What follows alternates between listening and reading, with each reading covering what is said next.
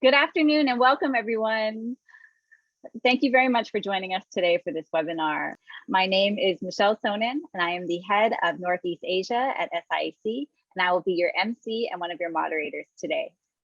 This webinar is entitled Arbitration Hotline, Answering Arbitration Counsel's Most Pressing Questions about International Arbitration. As the title suggests, we're here today to help in-house counsel deepen their expertise in arbitration. We have an excellent panel of experienced speakers that will be offering candid advice and practical tips. This webinar also serves to commemorate a partnership between SIAC and KICA through the signing of a Memorandum of Understanding. Before we get started with the panel discussion, SIAC and KICA will be conducting a brief virtual signing ceremony for the MOU. With us are Ms. Lim Seok-Hui, CEO of SIAC, and Mr. Wang Gun Lee, Chairman of KICA, who will be signing the MOU on behalf of their respective institutions. Ms. Lim and Mr. Lee will now each sign a copy of the MOU. Under the MOU, SIAC and KICA will, among other things, explore jointly organizing conferences, seminars, and workshops like this one on international arbitration in Korea and Singapore.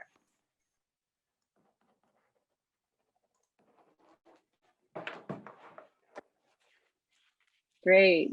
Now, if we could hold up the MOUs and get a quick snapshot. Wonderful. Great. Thank you so much, Ms. Lim and Mr. Lee. We would now like to invite Ms. Lim to deliver some brief remarks. Ms. Lim, please. Thanks, Michelle. Mr. Lee Wang-Gun, Chairman of KICA, Ms. Soo-Hyun Lim, Secretary General of KCAB International, ladies and gentlemen, good afternoon. It is our great honor and privilege to be entering into this MOU with the Korea In-House Counsel Association today, and to be commemorating this special milestone with a joint webinar with KICA and with our old friends and partners at KCAB International. As one of the world's leading economies, Korea is home to many companies that engage in cross-border transactions and are strong users of international arbitration. Korean parties are highly valued top foreign users of SIAC. Korea's top trading partners, China, the US, Vietnam, to name a few, are also among SIAC's top foreign users. This MOU will provide an excellent platform for SIAC to better serve the needs of the Korean business community. We look forward to working closely with KICA to develop tailored programs that provide practical insights of an arbitration at SIAC for the benefit of the Korean in-house counsel community. Today's webinar is a nice way to kick things off. Together with KICA and KCAB International, we have brought together in-house counsel and practitioners with an in-house background to provide answers to pressing questions on international arbitration from a user's perspective. The experienced panel will provide useful insights, tips, and strategies on how to tackle tricky issues that may arise during an arbitral proceeding. I would like to thank our stellar lineup of speakers and our supporting organizations for their generous contributions. And most of all, to all of you, our viewers, for taking time midweek to attend today's webinar. Thank you. Thank you, Ms. Lim. Mr. Lee would now like to deliver some brief remarks as well. Mr. Lee, please. Okay, thank you.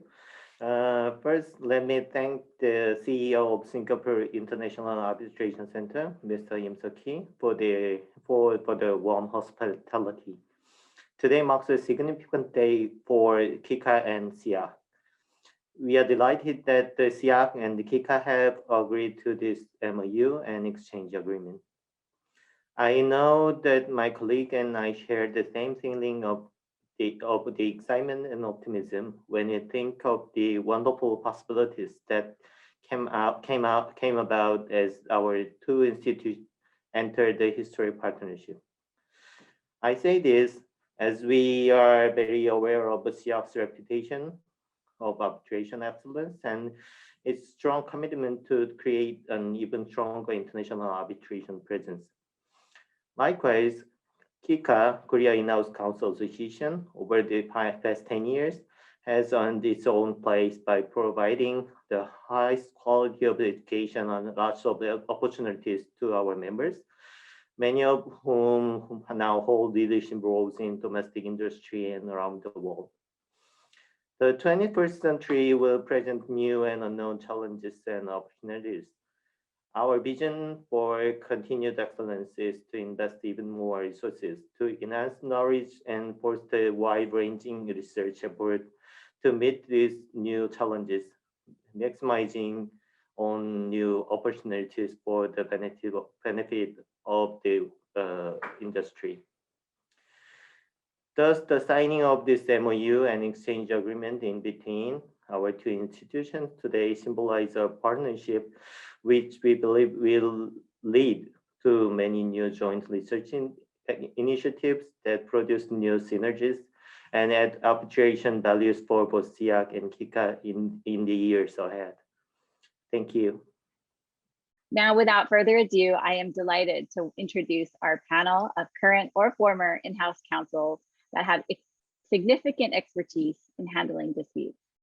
Joining us today are Mr. Ju-Yup Chae, VP, General Counsel, and Head of Sustainable Management HQ at SK Biopharmaceuticals, SK Life Science, Mr. Brian Goes, Managing Director of Goes LLC and former Associate General Counsel at IBM, at Microsoft, and Senior Counsel at IBM.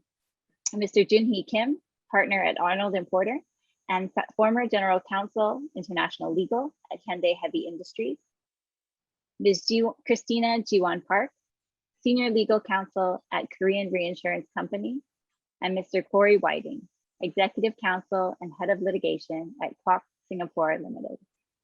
I will be co-moderating the discussion with Ms. Soo Hyun Lim, Secretary General of KCAB International. I will now hand it over to Sue to get us started. Sue, please. Thank you, Michelle. It's a real pleasure to be here together with everyone. First of all, I extend my congratulations to SIAC for the MOU, and of course to the KICA for the MOU. KCAB also has had a MOU with the KICA for almost 10 years, and it has led to many fruitful projects, which now will be even more diverse and more fruitful now that SIAC has also joined this league of supporters of international arbitration. So going now to the substance of our seminar, the topic, as was introduced by Michelle in the beginning, is that for this webinar, we wanted to create sort of like a hotline discussion specifically for in-house, who are in-house counsel who are involved in international arbitration. There are many webinars out there, but not many of them have a in-house counsel specific perspective. So we as speakers and panelists discussed topics that we would like to talk about, which would be of greater interest to in-house counsel engaged in international arbitration. And I'd like to start the discussion with this first topic, which is a topic that almost all in-house must encounter when they are involved in international arbitration, and that is the selection of counsel and of co-arbitrator. This is probably a topic that many people have many views about, but these are questions that must be addressed at the beginning of a dispute. So if I may direct this question to Junhee Kim, one of our speakers today, who has both perspective of in-house and of course of external counsel. So Junhee, what would be the factors that in-house counsel should consider when they select their counsel? And of course, it will depend on the location of the counsel, their specialties, etc.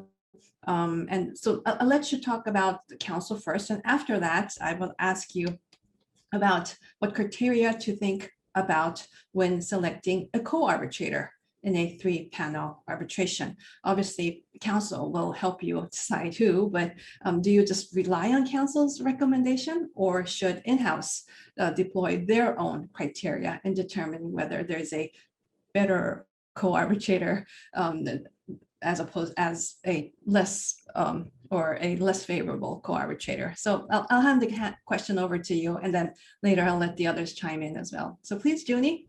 Sure, thank you, Sue. So I tend to think that the two most important decisions a company will make in an arbitration is the selection of their arbitrator and the selection of counsel. If I were to choose which one is more important, arguably the arbitrator, because that is the person who will help decide your case. But as you have alluded to, the selection of your lawyers, your counsel, will have a very direct impact on that decision. So the two go hand in hand. Now, in addressing those two questions, I'll actually merge them together because in some sense, the criteria do overlap, but from a slightly different perspective. So to start out, I fully agree that this is an area in which in-house counsel should have a very robust discussion with outside counsel. It's not unusual that I've seen cases in which law firms will recommend one arbitrator and say choose, or three and say choose among the three. They're all the same as far as they're concerned. I don't think that's the right approach. I think in-house counsel in many cases knows more or at least as much about the case as outside counsel when you're starting a case. So there's a lot of input that they can provide. So what are some of the examples that we would generally consider? One would be subject matter expertise and industry expertise. If you have a construction arbitration, you probably want a law firm that's familiar with construction disputes. That's probably going to be the same for your arbitrator, but it may depend on the situation. Another common area that you'd look at would be governing law. It's very typical that companies will look at this first. I'll get back to this later. I think it is a criteria. It's not the most important in many cases, but it's something that you would look at. You probably also want to consider whether you want a civil law lawyer or a common law lawyer. From the arbitrator's perspective, depending on whether they're from a civil law jurisdiction like Korea or continental Europe, will be very different from situations in which they are from a common law jurisdiction such as the US, the United Kingdom, or Australia. It can impact how they will approach procedure, evidence, witness testimony, and document production. So it's a very relevant point that you would probably want to consider. Geography, as you pointed out, can be important, especially with counsel, depending on where your witnesses are located, where the hearing might take place, and where the seat is. Probably a bit less so for arbitrators. Nationality will be probably more important because there might be a requirement under the relevant rules that you're looking at, or it can have an impact on the chair selection. Another factor that's not looked at probably as much, but it's something that I certainly always consider, is cultural background. So if I'm representing a Korean party, I would generally want to have arbitrators or an arbitrator that has some familiarity either with Korean parties or at least East Asian parties. It's not unusual that, for example, the other side will argue that the conduct of a party is incomprehensible, although that is totally understandable if you understood Korean business culture. So in that perspective, having an arbitrator with it, they don't have to be Korean or from East Asia, but they at least have some experience either as counsel or as an arbitrator dealing with East Asian parties. That can be tremendously helpful. I think the final two criteria would be one, experience with your counsel. You'd want an arbitrator that your counsel is comfortable with. This is very important. They might have direct experience, or their law firm might have experience, and they know they have a better idea of how to understand what your arbitrator would like or dislike. And finally, to go back to a point that I mentioned earlier, the impact on the selection of the chair, who will most likely be the most important vote. If your arbitrator is, for example, mostly based and familiar with a certain circle of other arbitrators in a certain region, then when deciding what chair to select with the other arbitrator, that'll very likely have an influence on the kinds of people that they will look at. So that will be an important criteria as well. Okay, I think all those issues, again, cover both arbitrator and counsel, but from slightly different perspectives. The only thing I would add from strictly law firm selection perspective would be, and I go back to governing law, it's not unusual that a Korean company, when deciding this, will say, if it's Korean law, we should use a Korean law firm. Let's say it's the governing law is English law, then we should use a London-based law firm. This is probably not the best choice because it is only one factor to consider. The reality is a very sophisticated Korean law firm can absolutely represent a Korean party overseas, even if it's not governing, the governing law is Korean law, just as an international law firm can certainly do a case under Korean law, and an international law firm can certainly do both. So that's only one factor that you should consider. And the other thing would be to keep in mind that if it's a large case, it's also not unusual that you'll have a pairing between an international law firm and a Korean law firm, and they can work together as a cohesive team. But again, it depends on the size of the case. I think the final and probably most important criteria for an international case, if I'm pressed to provide one, it would probably be experience in international arbitration. This is essential in international cases. What you'll see in many cases, almost all firms will say they have plenty of experience. They'll list this on their website, but in actuality, that's not always the case. So if you have a sophisticated, experienced firm, whether it's domestic or international, that's probably the best way to start your case. So that would be my advice. Thank you, Juni. There's so much to think about and so much to put in your mind. And I'm sure a lot of people will have something to say about this, but in the interest of time, thank you again for your very well organized, very succinct description of what to look out for in counsel and co-arbitrator.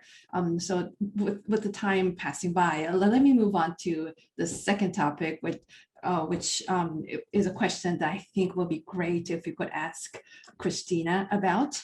And this is the one about in a matter or an issue that one would frequently encounter if they are dealing with parties from a jurisdiction that is not accustomed to international arbitration. So in a situation where we have a counterparty to a business that would insist on a dispute resolution clause that includes various localized elements, such as insistence on their nationality person being constituted as the arbitral tribunal, or insisting on a very small small institution that only has local experience but is based on their home ground.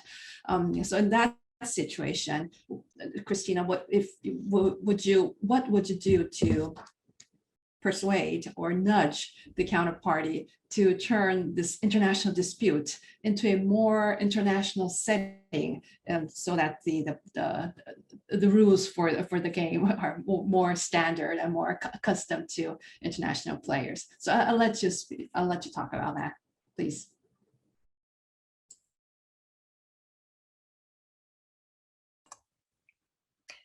Thank you very much, Sue, for the chance to speak in this seminar. I'm very grateful and honored.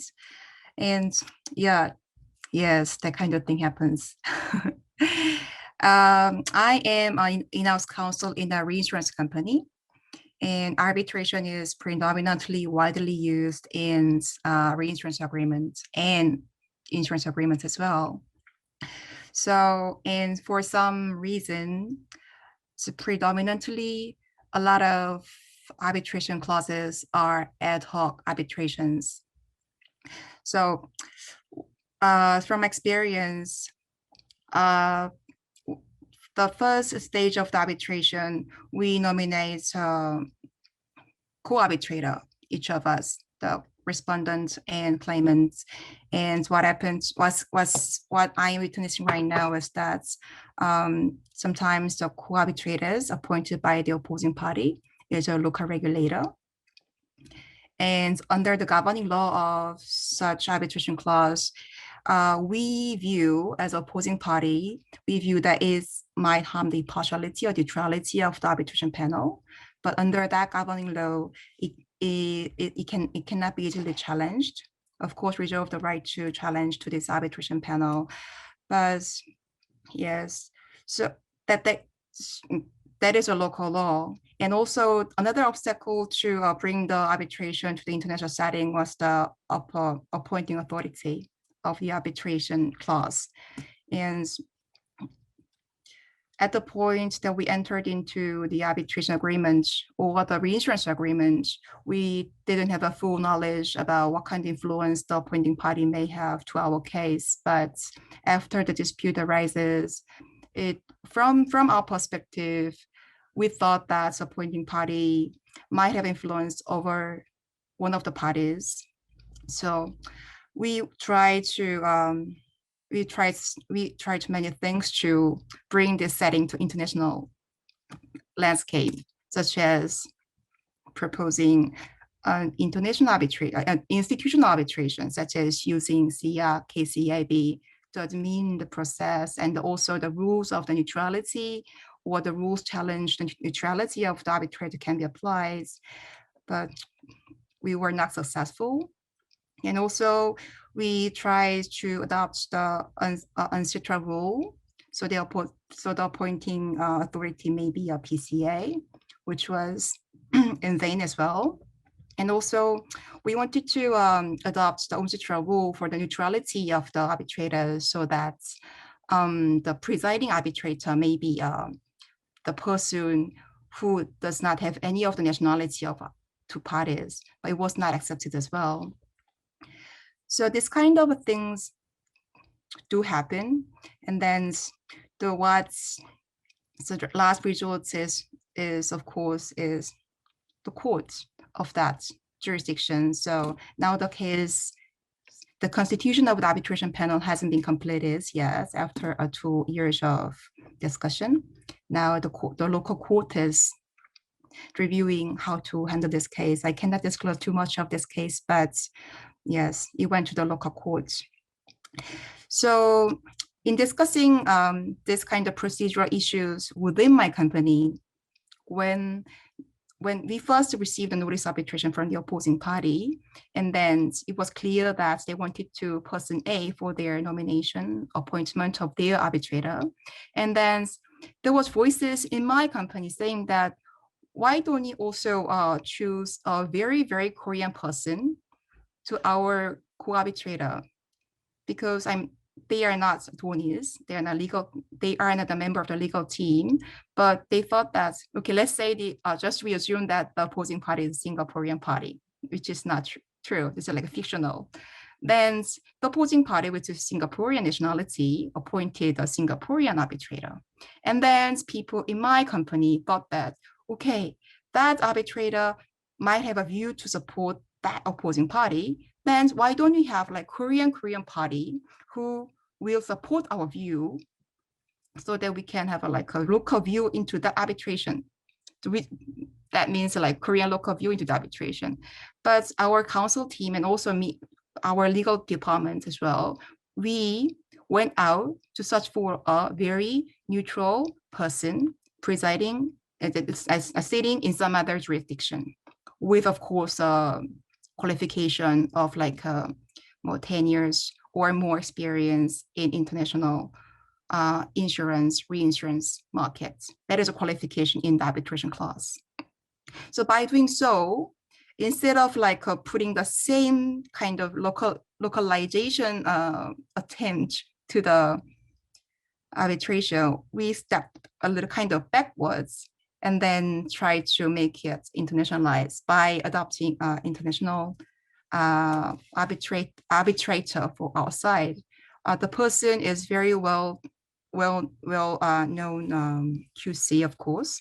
So our kind of view is that by doing so, we can kind of mitigate the risk that the localized nomination of the opposing party can be somehow brought into international setting.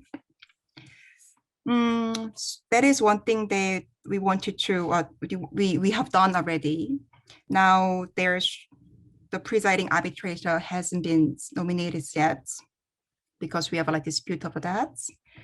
But I think the presiding arbitrator selection is kind of key of this landscape. Because yes, that is a key issue of this, how internationalized it can be. Actually, that is why the decision of the presiding arbitrators are not easy at this stage for us.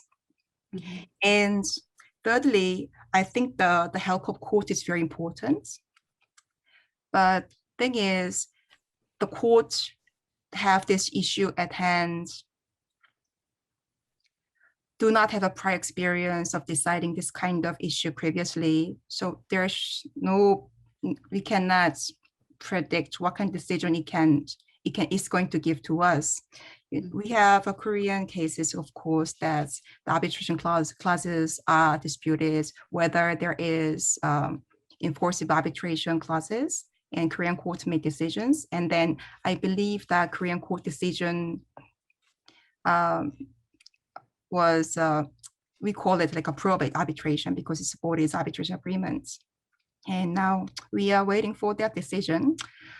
And hopefully we will get a good decision from the court, local courts, and then go to the merits discussion in the very near future. Okay, wow, that sounds like a very difficult situation, and fingers crossed that you will have the results in the next procedural step, which will move the dispute to more international setting. Thank you so much. We could probably. Brian, Sure. Can I add something to what Christina said? Sure. About the distinctions between ad hoc and institutional arbitration. I just finished a very expensive ad hoc arbitration as counsel. And that's a distinction, which is cost. When you go into an ad hoc arbitration, there is obviously no institution managing, keeping an eye on costs, and obviously there is no registrar looking over the shoulders of how things are going and the pace. And whilst we had a successful outcome in our arbitration, with an ad hoc arbitrator, parties agree to pay an hourly rate. And you have to trust the arbitrator that he or she puts in the appropriate amount of time. But in this case, obviously, there is no supervising institution to look at the final bill. Hence, it was the final bill for the losing party was an eye-watering sum. And I would say that if costs are a concern, having an institution like SIAC or KCAB, manage the arbitration does help a lot. Here, that's definitely something I can agree with. And yes, the conduct of a tribunal, which doesn't really fit our imagination of what should be suitable, that can always be a question. Talking about the conduct of tribunal, that leads to my next topic and question, which I was thinking that Corey might help us answer. And the question is, during the proceeding, if you see or notice a certain pattern or conduct of the tribunal, particularly a sole arbitrator, and you feel puzzled or perhaps not very satisfied about it, what's the best thing for in-house counsel or their external counsel to do about it? Complain about it at that moment, or since that person has full power to the destiny of the fate of the case? Do you just stay quiet? I mean, what's the best course of action? So I'll be interested to know what you think, Corey. Well, thanks, Sue. I mean, first of all, this is obviously going to be a highly context-dependent situation, right? And you know, you could be considering anything from your own unfamiliarity with the specific procedures of the specific arbitration at issue, in which case that's a matter for you, I think, to educate yourself and work with your counsel to make sure that you understand what's going on. I can say from even my own personal experience, having a significant background in international arbitration, I'm constantly surprised at some of the unique peculiarities of certain types of arbitration, whether you know, from construction to shipping to investment treaty. There are unique differences that you do need to make sure that you educate yourself and your internal clients on, so they understand what to expect. But presumably we're talking about a situation where you're concerned perhaps of some sort of bias, or perhaps of maybe perhaps an incapacity of the arbitrator, and that's where you're obviously going to be more concerned about the outcome of the arbitration and the sort of unbiasedness of the award. I think here, as you say, you need to strike that balance between not pissing off the arbitrator, for lack of a better word, but also making sure that you utilize or exhaust opportunities to, I think, first try to clarify what exactly the arbitrator is doing, and or to establish a record of what they are doing that may be useful in subsequent proceedings. And those proceedings may be, first of all, within the within the tribunal itself. If you perhaps have if you have a 3-member tribunal, you might have either if you think you have grounds perhaps to disqualify an arbitrator, that might be something that you then raise to the other 2 arbitrators, or within the institution itself, if they have depending on what their procedures are for disqualification of arbitrators.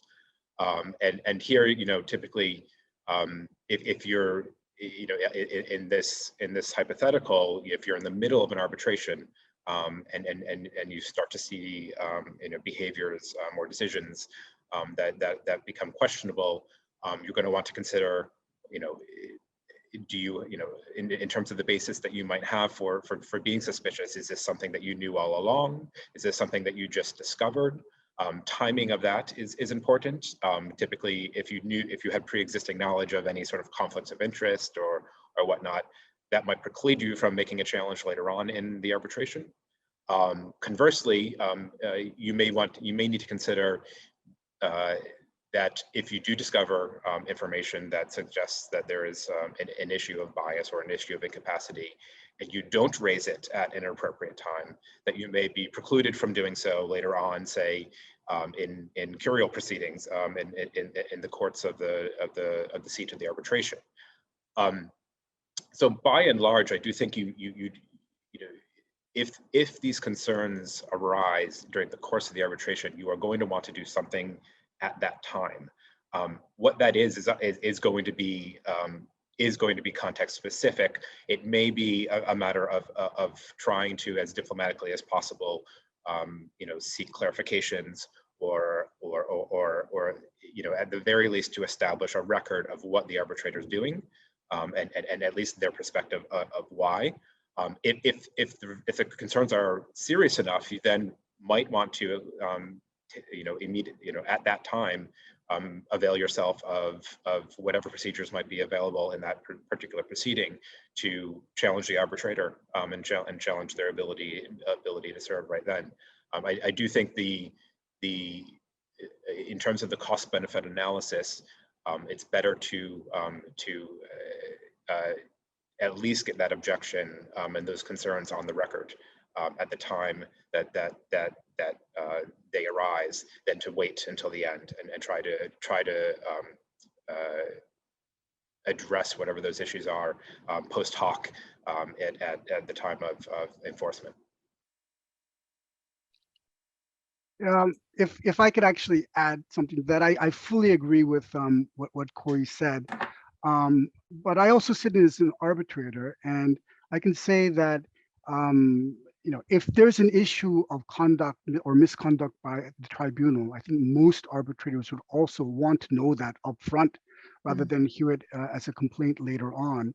And by and large, it's been my experience that arbitrators, they take their reputations very importantly, and they genuinely want to treat both parties fairly. So if there's a concern that's raised, then hopefully and most likely it'll be addressed. And the only other point is, I think Corey's also noted this as well, is how to do it, and rather assume that the person is being engaged in misconduct or bias. You can ask that question in a very polite way that does not make that assumption. And usually that's enough of a hint to convey that you're concerned and also a warning, if you will. But certainly, as Corey pointed out, it's something that you want to deal with while the proceedings are ongoing and rather than afterwards. Mm-hmm. Absolutely. So sometimes I think diplomacy, tact, and nunchi is just as important as legal skills while you're doing an arbitration. So talking about diplomacy and nunchi, this is a Korean word for figuring out what it is, what the situation is. There's another topic that leads directly from that idea, which is settlement. Not just settlement, but how do you broach the subject of discussing or exploring possible settlement, which is something that in-house counsel always have to worry about. But how you exactly do it, how you do it precisely, it's always a question mark. So let me turn to Brian and then see what your views are. I mean, you've been in arbitrations both as counsel, in-house and external counsel. So how do you signal to either the arbitrator or the opposing party that you're interested in talking, but without showing that your case might be weak? And of course, your case doesn't have to be weak to talk about settlement, but the perception is there. So please, Brian. Thank you, Sue. It is actually a very delicate, tricky situation because, as you said, you don't want to signal weakness to the other side or even suggest to the arbitrator that you think your own case is weak. But coming back to the cultural issue, because strangely enough, we're in settlement discussions on another case and with Asian clients, and it's very important to also preserve what I call your client's honor and face, because you do not want to embarrass your client too by even making it obvious that they think or they feel their case is weak, which is why they're talking about wanting to settle. So this is my way of approaching it. Everyone will have a different method, and I'd love to hear what other people say. But in any settlement discussion, I never discuss, generally speaking, the merits, who's right, who's wrong. We don't try to sort of beat our chest and say, I've got a better case. And generally, when you have competent professional counsel on the other side, we all understand we're just going to talk about settlement. If there's a reason given, I would probably just say we're doing it for a commercial decision. And if there's a settlement, it's always confidential, no admission of liability. Having said that, I would always try to reach out to the other side as early as possible, even if we think we have a strong case, to discuss a potential settlement or mediation. And mediation actually seems to be happening now as a matter of fact before any arbitration really starts, for a couple of reasons. One, you actually could have a settlement by reaching out early, and you'd save a lot of money, and everyone goes away hopefully happy. But if there is no settlement, at least you've done the outreach to opposing counsel, and reaching out later on, if you find out your case may not be as strong as you think it is, reaching out later on isn't so awkward. It's easier to sort of talk to them again, and always have a discussion where you leave the door open so you can have a chat with them about how the case is going. And again, counsel on the other side, always, no one has a sure win case, as we would say. there's always a likelihood that even if you think your case is strong, you could lose the case, or your witness just could collapse. Not literally, but the evidence could collapse in the hearing. But once the hearing has actually started or the proceedings are well underway, sometimes I try not to have the senior, like say myself, approach my counterpart, senior lawyer to senior attorney. Rather, I would sometimes broach the subject indirectly, probably through my associates, because associates are actually talking to each other all the time, because they're doing, in arbitration, they're both talking about a lot of the operation of the mechanics, the bundles of documents, the paperwork, all of that. That's where they're talking to each other about all these day-to-day operational issues. And I would, ask my associate, bring it up gently and see how the other side reacts. So it's another sort of face-saving way of having a backdoor discussion, and which is not escalated to the lead counsel having that discussion. And sometimes it works. It actually does result in a more fruitful discussion happening. And if parties agree that, yes, let's go into formal settlement discussions or mediation, how do we convey that to the arbitrator? I do try to actually ask the other side to make the request, for the simple reason that by getting the other side to make the request, or even the other side writing to say, by agreement of both parties, the point is that we're not exposing ourselves to the arbitrator that we think we're the party that's asking for settlement. And generally, I think in every case, an arbitrator has set aside time, usually a month, go for mediation urgently or try to settle. And if we can't, the arbitration continues, but that doesn't stop in the settlement discussions happening concurrently. Okay, thank you. That's always a very, very delicate issue. And yes. Let me add some comments on this. So from in-house counsel's perspective, so to address this issue has two ways. The first one is through the external counsels or official process, but the other way is especially when we have the two parties in arbitration still have good relationship, there can be some point of contact for the some very sensitive communication. So we don't need to admit that we have weakness, but we may have some discussion between the parties. So how many efforts and time and expense do we invest in this arbitration? We don't think we are weak, and then you are weak, or you are weak, but we can stop this process without investing more time and effort. Mm-hmm, mm-hmm. Yeah.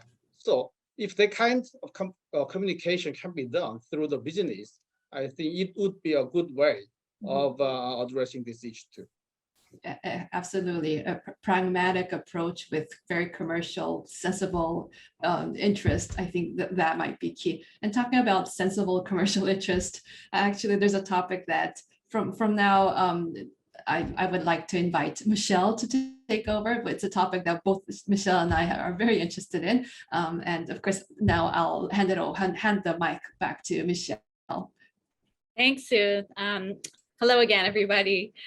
Yeah, so as we're talking about investments of time and resources, this does segue really nicely into the next question, which is about budgeting. And since you already gave some great comments on this issue, maybe you can give even more great comments on this issue of budgeting. What are some of the challenges that you face when you're managing an arbitration budget? And how best can you get in-house counsel to manage situations where, maybe as the case starts to proceed, continue on, the budget changes or, increases or maybe even decreases? And how do you handle these kinds of situations? Yeah, the increase of budget is not the one I want to hear from our external counsel, but it is happening. And then this issue is what we cannot get advice from external counsels. In many legal issues, we can get advice from external counsels, but for this issue, I don't think we can expect good advice from external.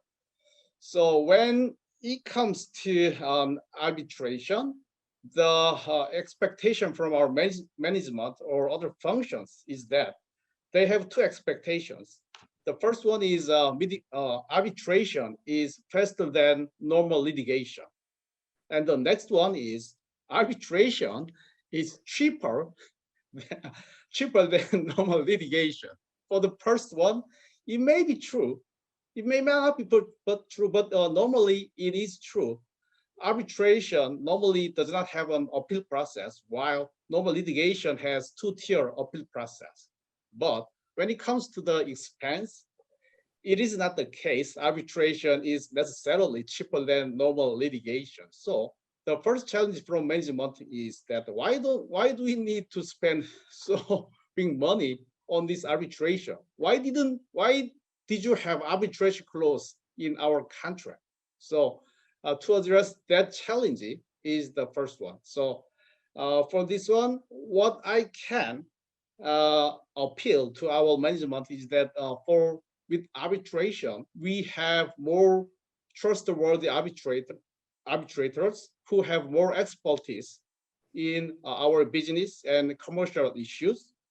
In many cases, we feel that the judges do not have enough level of experience or expertise in business issues. But in arbitration, we can select very experienced and seasoned arbitrators for our case. So that's why we have arbitration. So you don't think about just money, but we need to think about the proper outcome from the dispute resolution process. And the second one is that arbitrators, credibility about arbitrators. Many business people, they do not have much credibility in judiciary system, even in judiciary system. So they may not have trust in the credibility of arbitrators. So to deal with this issue is also very important. So if we have arbitration venue as a third party, a third area like Singapore, Hong Kong, or maybe in the US, then they may challenge it, that how can you trust the arbitrators? So in this area, I think we need to get advice from our externals. So our externals have more visibility about the transparency or expertise of arbitrators. And then we may explain to our management that why we selected these arbitrators or a sole arbitrator for this case. They can bring more appropriate justice to us. So it would be my solution for those challenges. But when it comes to adjustment of budget, sometimes it is very frustrating. So the first thing I do is I'm sorry to my colleagues, panels from external externals, but what I do first is to challenge very aggressively to external counsels. Do you really need to increase the budget? What was your estimation? Your estimation was 100 million. Why do you want to increase 30%, 40%? It's not acceptable. And then, of course, I accept justifiable reasons for external counsels, but I need to do my best to minimize the increase of the budget. Yeah. That's the reason why I do this is that I need to show our management or finance that I have done my best part to reduce our budget. I'm not just Right.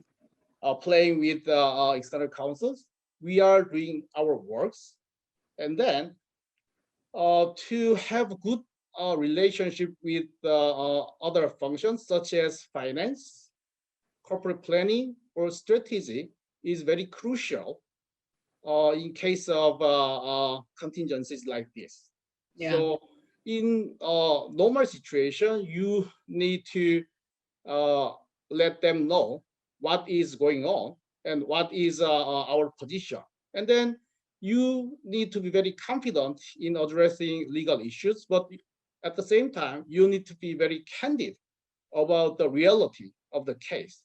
We may lose the case or we may win the case. It happens always. And then the thing is that we need to get a credibility from our management and colleagues about our authenticity about the case. If we have that kind of trust from our management, I think it will not be that challenging to address the budget adjustment, even if it is very significant. Yeah, so that's really helpful. So it sounds like, one of the most important factors in your experience is effective communication, strong relationships with management, so they can fully appreciate the budget that's needed. Yeah, absolutely. Yeah, that's great. If I could ask Corey, do you have anything to add on that? Having sat as both external counsel and in-house? Yeah, I think just maybe two additional points. I mean, being in-house counsel and trying to establish a reasonable budget at the beginning of a proceeding, you have this tension between yourself and external counsel. On the one hand, to minimize and to agree on the smallest budget possible, right, that you can sell to your management. But on the other hand, to ensure that it is actually still workable and reasonable and not going to get blown at the the first adverse turn of events or change of events that inevitably occurs. So I think there are two things that at least I typically tend to do in these situations. One, I think it is key to be really clear about the assumptions that are underlying what that budget reflects. How many witnesses you're going to have, how many experts you're going to have, how long the hearing is going to be, all of those elements. That allows you later on when the if the budget does need to be increased, to identify what specifically has changed.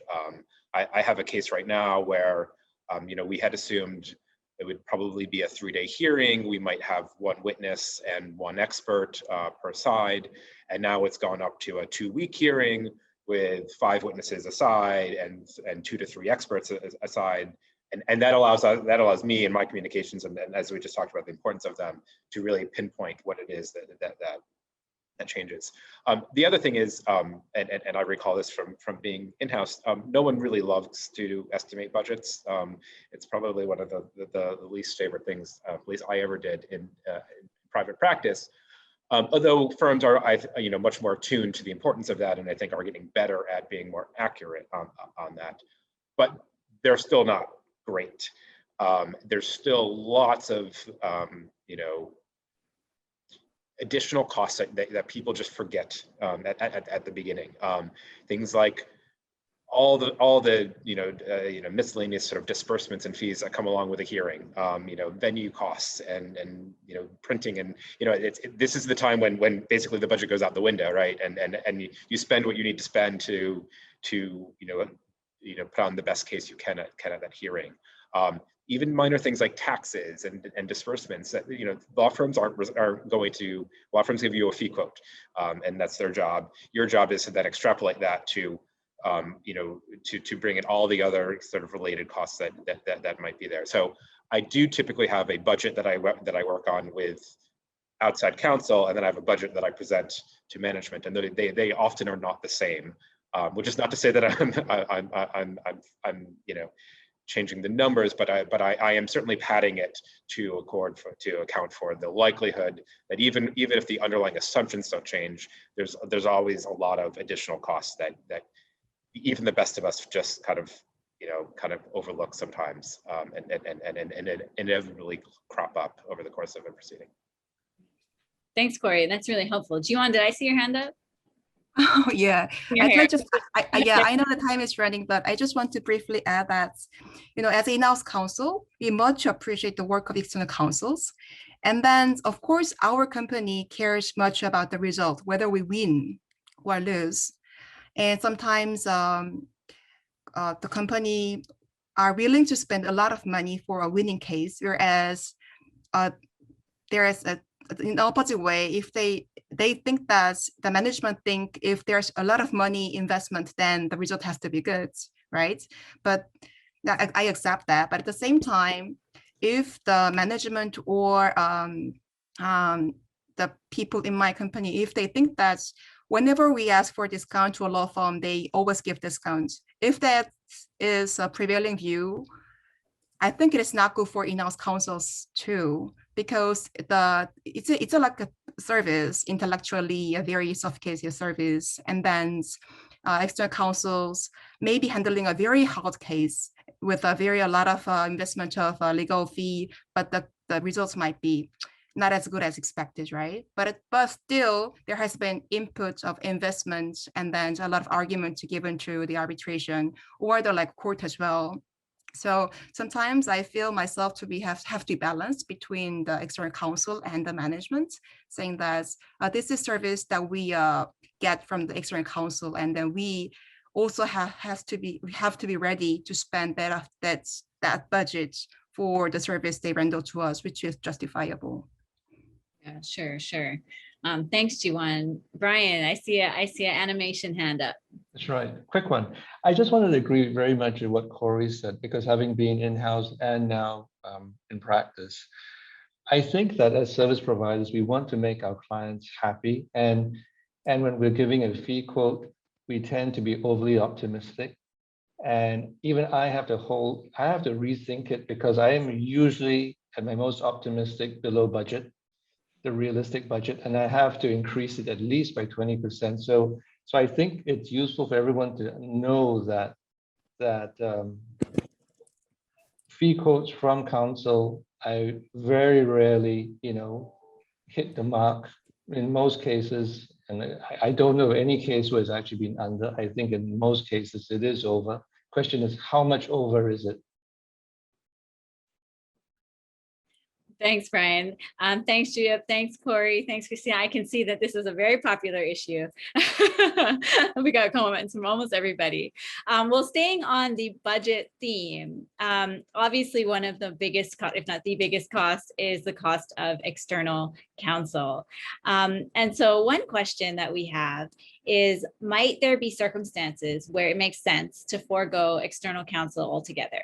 And can I ask Jun-hee to jump in on the budget discussion with your thoughts on, when might in-house counsel want to pursue cases using their own resources with limited or none at all assistance from external counsel?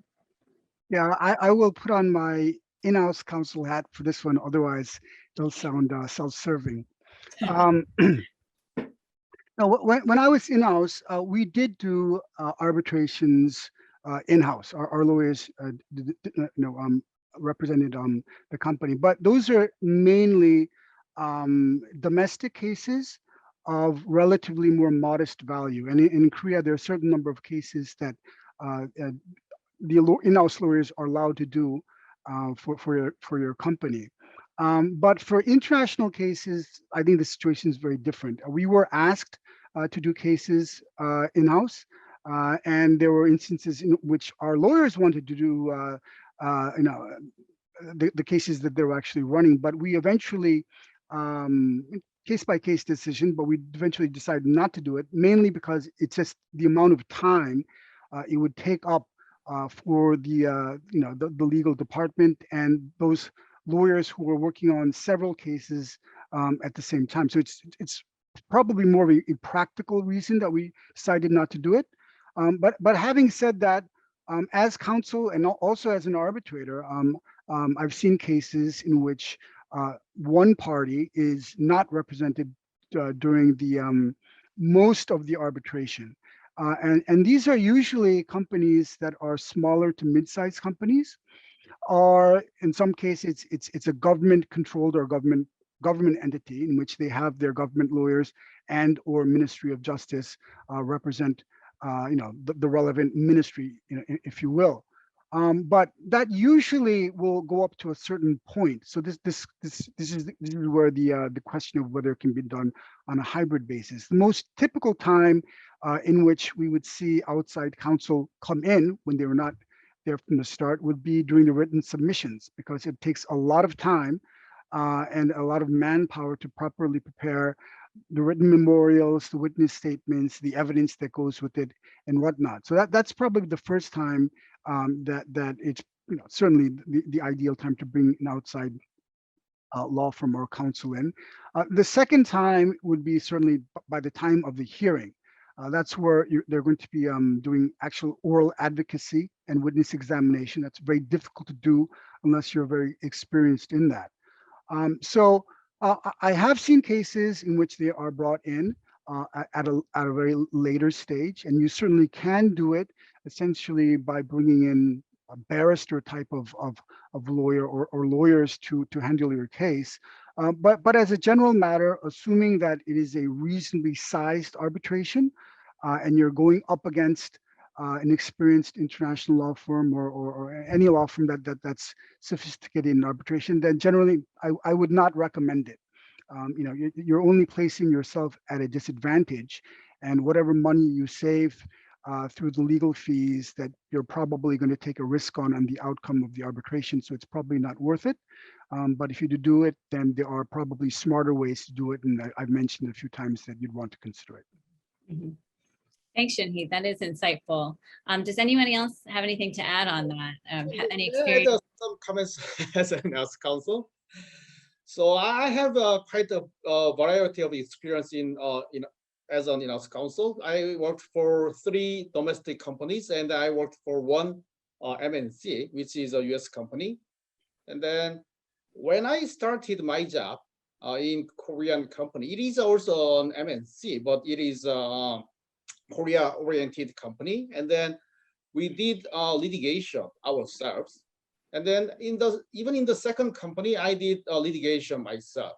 But when I moved to an international multinational company, which is a US company, I have never seen an in-house do litigation or arbitration by themselves.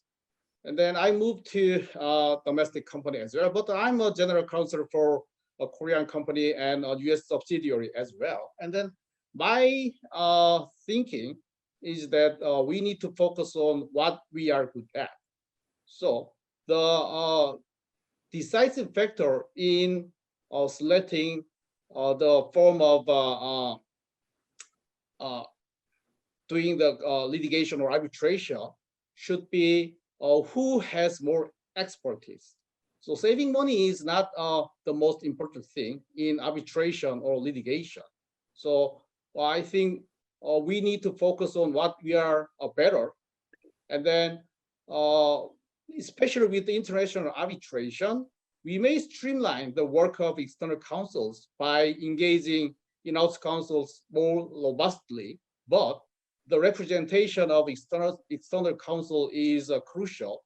And then the appropriate level of delegation to external counsel is also very important. Yeah. Michelle, if I could just add to that, I fully agree with what Mr. Chet said, and really looking at from a budgetary standpoint, he's absolutely right. I mean, there is a significant role that in-house counsel can and probably should be playing in an arbitration, and that starts from the very beginning: fact-finding, working with witnesses, selecting witnesses, even on case strategy. And that can not only benefit the arbitration itself, but have a significant impact on the overall budget of a case. Thanks, Shinhee. Thanks, everyone. I'm going to switch up the order of the questions a little bit because I think that the question I'm about to ask is also connected to budget, and it is along the lines of what we talked about earlier when communicating with management with respect to budget. And so this question is about managing expectations. Whether, how do you manage expectations as to the result of the arbitration, whether the dispute is going to result in liability or an award that's in your company favor, and what the value of that might be. And if I could turn to Brian to share with us his experience in managing expectations in an arbitration prior to the issuance of an award. Thanks, Michelle. My overriding principle is actually to be honest and direct with the client. I've learned painfully, being overly optimistic comes back to bite you if the case does not turn out as well as you hoped. I'm not saying that one has to be pessimistic that you're going to lose the case, so anything after that is an upside. But I think the word I always use is one can be cautiously optimistic, and managing your client's expectations for me now as outside counsel is so important, because we, at the back of our minds for outside counsel, we're always worried about what clients think. If they lose, what's the worst case basis? And obviously we want to make sure that there's no sort of ramifications if the case does not turn out well. And so I try to really handhold them, particularly through the arbitration and the period between close of the hearing to the award. And it's very much like being a therapist, I find. They're worried, they want to talk about it. So I've spent a lot of time just talking to them on the phone or in person, going through what happened, what went well, what didn't go well in the hearing. And just by having them speak about their feelings, their fears, their concerns, they feel better. And I think what clients really want to know or feel is that you as counsel are not treating this case just as another case, that you are really on their side, you believe in their case, so that even if the case does not turn out as well as they expected, they understand that they appreciate you did your best for them. So trying to be seen and felt as an ally of theirs and not just as a service provider is super important. The three buckets really would be, obviously, I mentioned success, how you manage that is being cautiously optimistic, costs, and the other bucket is time. Insofar as time is concerned, generally arbitration isn't as speedy unless it's an expedited arbitration, which usually finishes within 6 months, at least the hearing, is that I would estimate, let's say 12 months or so from start to the end of the hearing. After that, I have no control anymore because we don't know how long the tribunal is going to take to render its award. And that's the period where, the clients start to fret a lot. And usually I give them my views based on my estimation. Obviously, if you've chosen a tribunal who is very popular, used by many counsel, then it's going to take a much longer time. If you have a tribunal that consists of 3 arbitrators, that's going to take even longer. And coming back to costs, again, it comes back to what I said earlier. It really is working out the budget. And the clients have told me when they talk to their finance departments, when you have a budget, you can underspend, but you cannot overspend. So that's the important thing. You cannot overspend. Therefore, you've got to make sure, like what Corey said earlier, that there is a buffer in the budget so that, and we all know in litigation, anything can go wrong, and many times it does go wrong and costs increase. Yeah. I'd like to hear what my colleagues have to say too about how you manage expectations, because it is a very personal skill. Absolutely. Before we open it up to the floor, I just want to make a quick announcement to our attendees in case you joined late. We are extending this webinar by a few minutes because we did get a little bit of a late start today. So we're just going to keep going for a few more moments. After this question, we just have one more question, and then we'll probably wrap up in the next few minutes. All right, back to the panel. Does anyone else have anything to add on this issue of managing expectations? Brian, you covered everything. Okay, all right, sorry. not to cut you off. I think I would just add another challenge, I think, is managing how external counsel communicates their expectations of the award to management. Because it can be the case, and in my experience, is often the case where they may be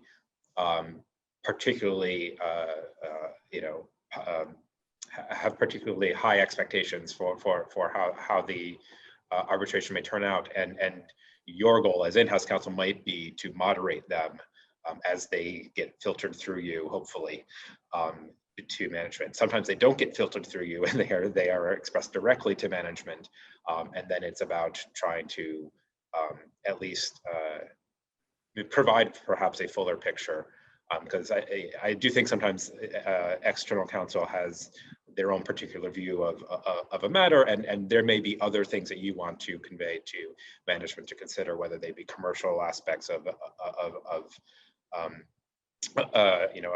how in a work might affect certain commercial relations, or just your own personal views based on your own sometimes more intimate understanding of the facts of the dispute and the relations of the parties and whatnot. Yeah, thanks, Corey. Brian, I see you want to jump back in.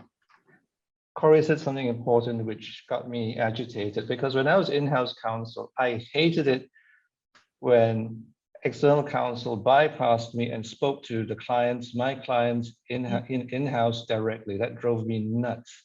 So which is why it's very important outside counsel must always respect in-house counsel. There is a proper channel in which information flows.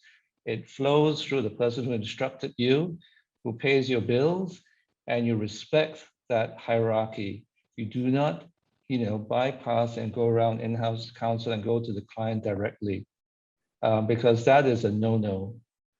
Yeah, thanks, Brian. I appreciate that. And then I want to share my experience when I was in a multinational company. So the first thing my manager did with an external counsel in Korea when I joined the company was that she told the external counsel that don't tell me directly anymore. GIOB is our counsel in Korea, and then you need to go through GIOB with every matter. So if you are managing your team as a general counsel or legal director, whatever, I think you need to protect your people, and then you need to make sure that the communication channel should be the working level of legal counsel of your company. Great, thank you. All right, in the interest of time, I'm going to move on to the next and final question. We've only got a couple of minutes, so just a few brief comments on a very interesting and practical question.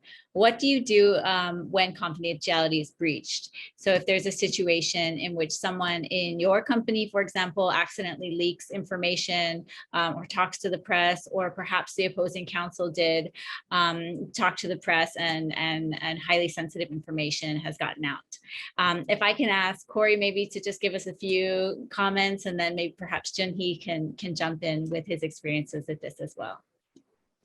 Sure. Yeah, I have to confess, it's not an issue that has come up with any great particular